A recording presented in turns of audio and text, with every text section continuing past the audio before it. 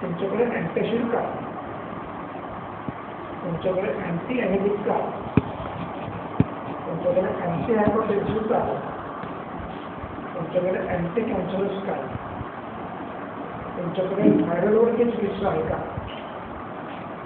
हे प्रश्न निर्माण होतात. याचा अर्थच काय आहे की आम्हाला चिकित्सा करायची म्हणजे काय करायचं ते नेमकंच कळलं, आणि चिकित्सा करतो म्हणजे काय नेमकं करतो.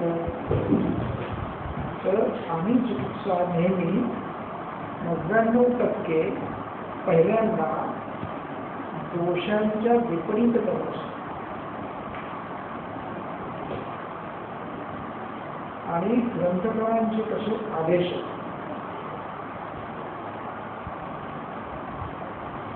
आणि ग्रंथकारांनी कसं नमूद केलेलं आहे पहिल्या 59व्या श्लोकात ते नमूद केलेलं आहे. विपरीत गुणे ही द्रव्ये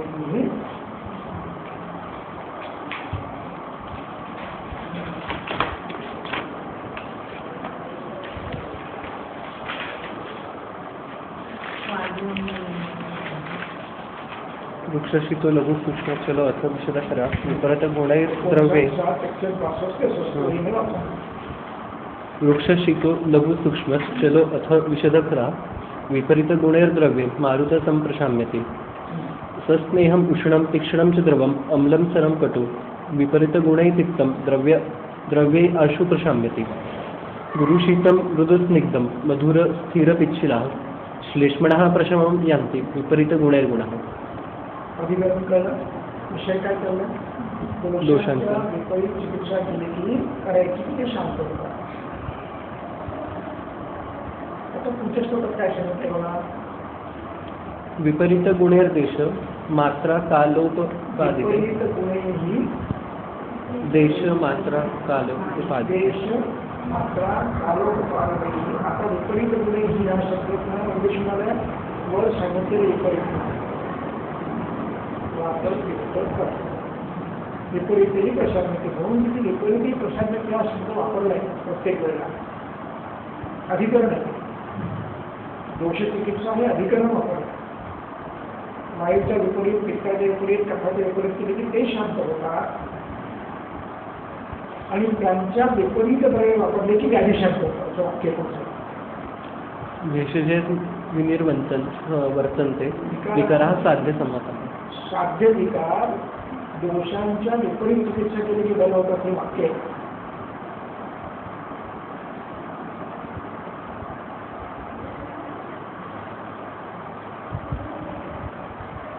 आणि चिकित्सा कोणाची करायची आहे. साध्य विकार बरे करायला दोषांच्या विपरीत चिकित्सा करायची आहे. दोष विपरीत चिकित्सा केली की विकार आपोआप शांत होतात. हे अधिकृत आहे, अध्यानृत आहे.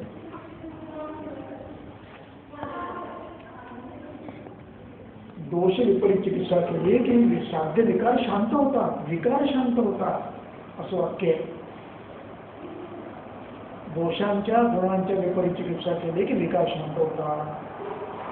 व्याधीची चिकित्सा आम्ही करीत नाही, व्याधी लक्षणांची चिकित्सा आम्ही करीत नाही. आम्ही व्याधी प्रत्येकही फारसा वापरत नाही.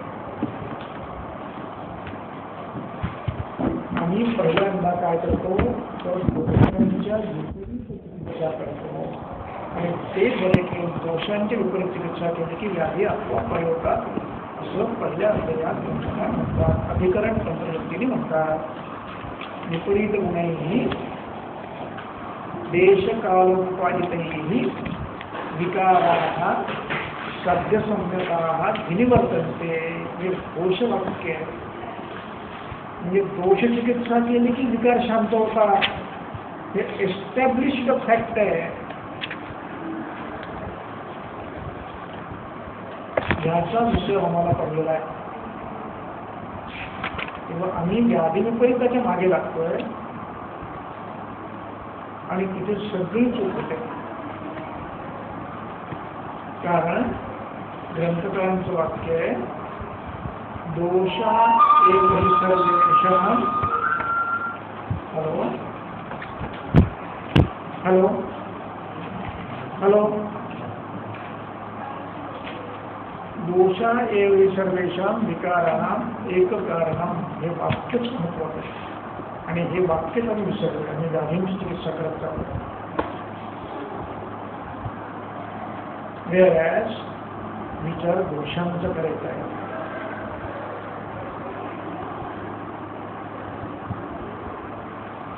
आणि वाग्वड्याची व्याख्या आहे रोगस्तु दोष वैषम्य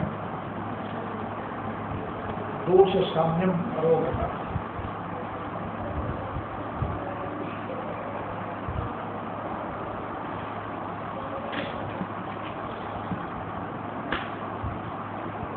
चिकित्सा प्रवृत्तीमध्ये धातुसाम्य प्रस्थापित करायची आज्ञा दिली.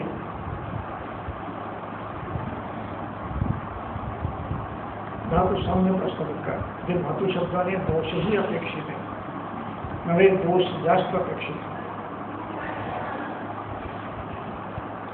तेव्हा अग्निवेशांनी विचारलं चिकित्सा प्रवृत्तस्य किम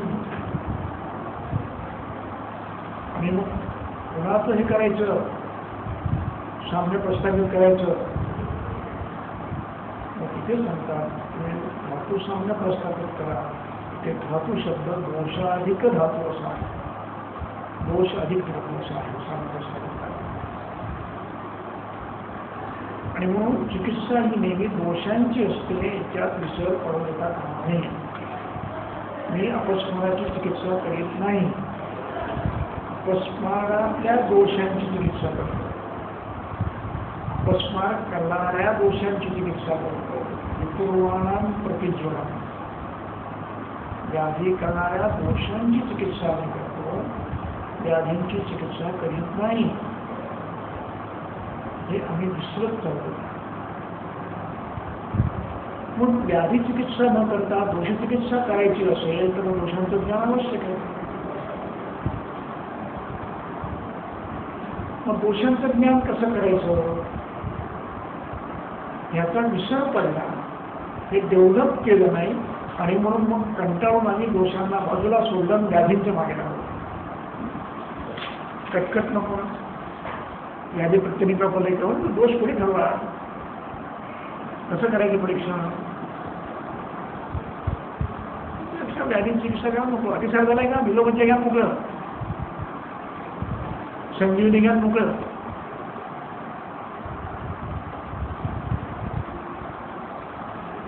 आणि दोषात चिकित्सा नाही करत.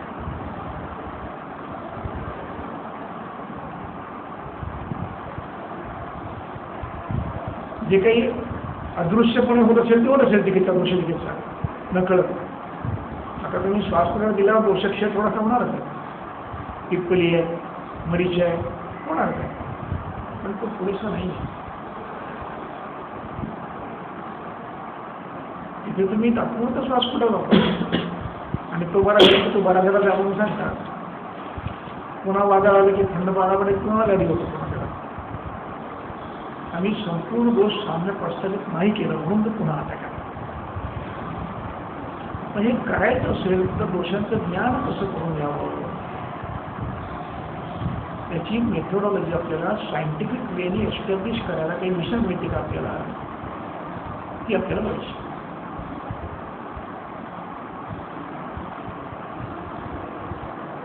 आपल्याला ती डेव्हलप करायची.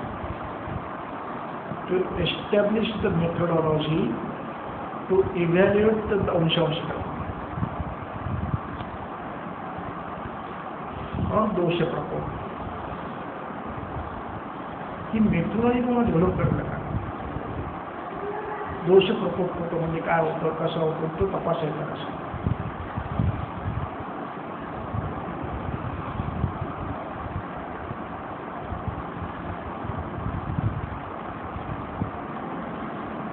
आता हे सगळं करताना आपल्या मनात शंका ही असेल की खरंच दोष कारणीभूत कोण आहेत तो काही करतात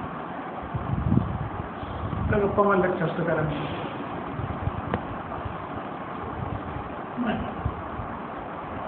शास्त्रकार ठामपणे सांगतायत की हे शास्त्र लिहिताना प्रत्यक्ष ऐतिह्य अनुमानाच्या आधारावर सिद्ध करून लिहिलेलं आहे. मग जेव्हा व्याधिक विद्या हे म्हणतात की दोषा एवे सर्वेषां, त्याचा अर्थ दोष हेच कारण आहे व्याधीचं, हा विश्वास तुम्हाला असला पाहिजे.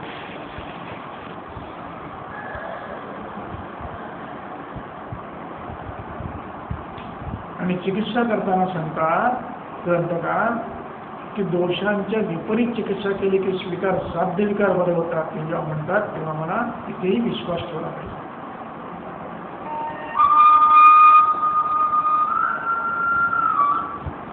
हॅलो, हां, हो बोला. हां, झालं ऑनलाईन केलं आहे, हे बँकेत पैसे जमा केले त्याने, स्लिप पण तुम्हाला स्लिप पण पाठवली आहे.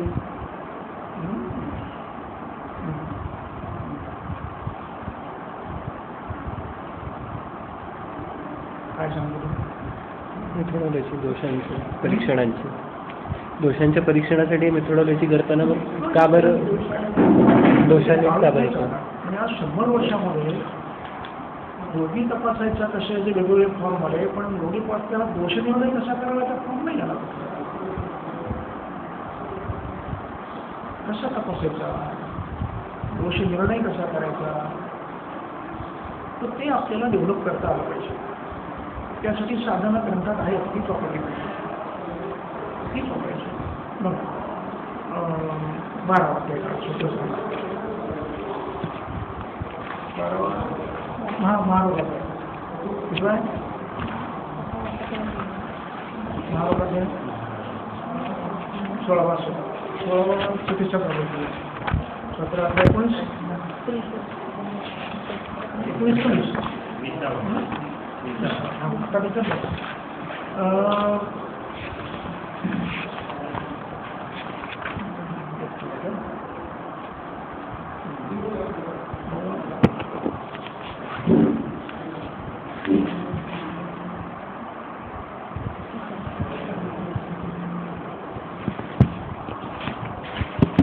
बरोबर 12 पासून वाचा.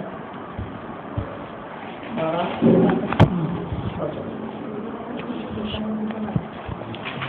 श्लोक 12 अध्याय 20 श्लोक 12. सर्वेषु अपि खलु एतेषु वातविकारेषु उक्तेषु अन्येषु च अनुक्तेषु. बघा पहिला शब्द कसा आहे, उक्तेषु अनुक्तेषु च.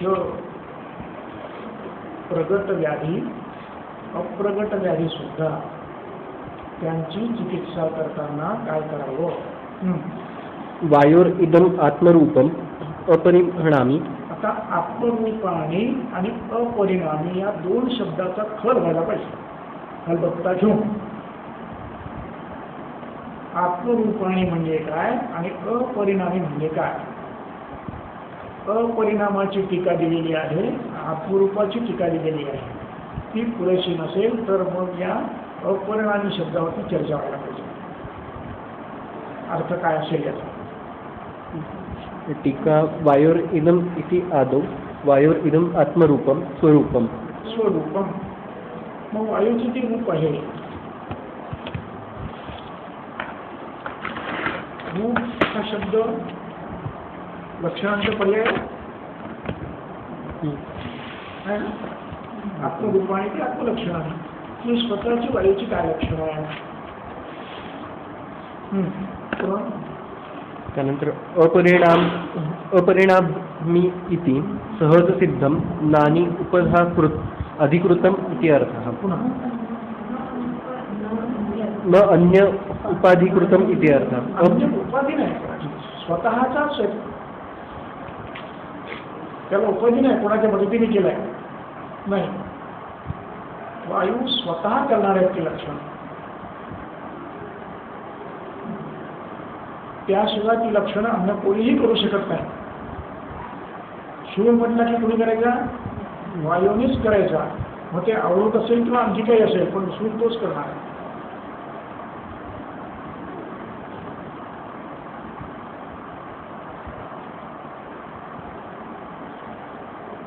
तर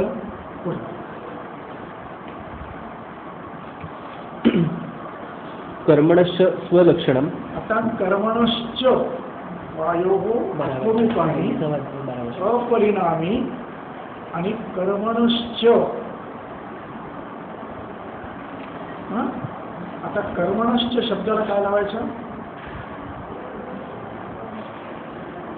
कर्म तुम्हाला दिसत नाहीत का वायूची केलेली? ती रूपाने व्यक्त होतात. म्हणजे वायूने माझ्या केसांचं व्यानवायूद्वारा पोषण केलं हे मला कसं कळलं? केसांचं पोषण झालं म्हणून कळलं. वायूने पोषणाचं काम केलं व्यानवायूने सगळ्या शरीरात हे मला अनुमानाने कळलं. केसांचं पोषण ज्या अर्थी चालू आहे त्या अर्थी तो पोषण कर्म करतोय. तिच्या कर्माची रूप सुद्धा तुम्हाला बघायला लागतील. दिसत असतील ती कर्म तुम्हाला पाहावी लागतील जी दृश्य असतील, आणि जी कर्म दृश्य नाही ती तुम्हाला कशी कळतील? वायू अणूंचं संघात विक्षेप करतो हे तुम्हाला कर्म दिसणार आहे का? नाही. हे तुम्हाला संघात झाला की कळणार आहे आणि विघात झाला की कळणार आहे.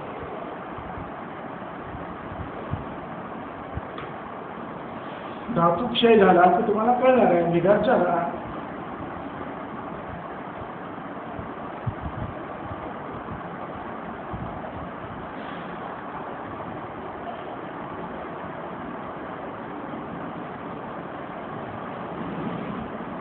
आणि म्हणून तुम्ही प्रमेयाला वातज प्रमेय म्हणता. कुठल्या प्रमेयाला? यामध्ये धातूंचा विघात जास्त होतो, बंधच नाही. त्यामुळे सगळे धातू बाहेर पडतात. कषाय ते दिसत नाही तुम्हाला. ते कर्माने लक्षणावरून तुम्हाला कळतं की ज्या अर्थी एवढं कारश आलंय, बलक्षय झालाय, त्या अर्थी वायू धातुक्षय विक्षेप होतोय धातूंचा. विक्षेप संघात करस्य अस्मात्. आणि मग त्याला तुम्ही वाटेले प्रमेय म्हणायला लागतात.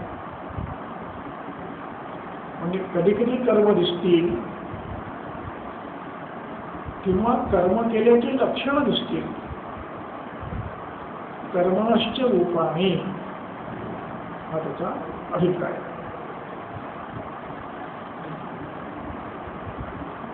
वायू समान वायू उत्तम काम करतोय हे तुम्हाला दिसणार आहे का? ते कसं कळतं तुम्हाला? त्याची कर्म आहे. ती कर्माची रूप तुम्हाला दिसत आहे. ज्या अर्थी शरीरावरती तेज आहे, बल आहे, वर्ण आहे, सगळं आहे, त्या अर्थी समान वायू काम चांगलं करतोय, अग्नियुक्त करतोय, शोषण करतोय, सगळं काम तो करतोय.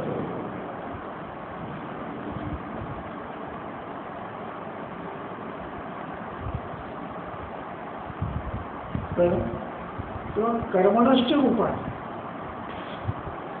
जी कर्म तो करतो त्याची रूप तुम्हाला दिसतात. या सगळ्यांचा अभ्यास करावा लागतो तुम्हाला. आता पुढे कर्मणश्च रूपाने यत उपलभ्य तद यत उपलभ्य जी जी तुम्हाला मिळतील ती तद अवयवम त्यातले काही अवयव मिळतील. वा विमुक्त संदेह थोडी तुकड्या तुकड्यात मिळतील. लिखात दिसतं हे मिळणार नाही ते मिळेल, ते मिळणार नाही ते मिळेल, काहीतरी मिळेल. वा विमुक्त संदेह वातविकाराम एव. इतकं तुम्हाला मिळालं तर हा वातविकार आहे इतकं तुम्ही नक्की सांगू शकता. त्याची कर्म पाहिली, कर्मलक्षणं पाहिली, आत्मरूप पाहिली की जी तोच करणार आहे, दुसरं कोणीही ती करू शकत नाही. ती पाहिजे की तुम्हाला एवढं कळलं की हा वातव्याधी आहे.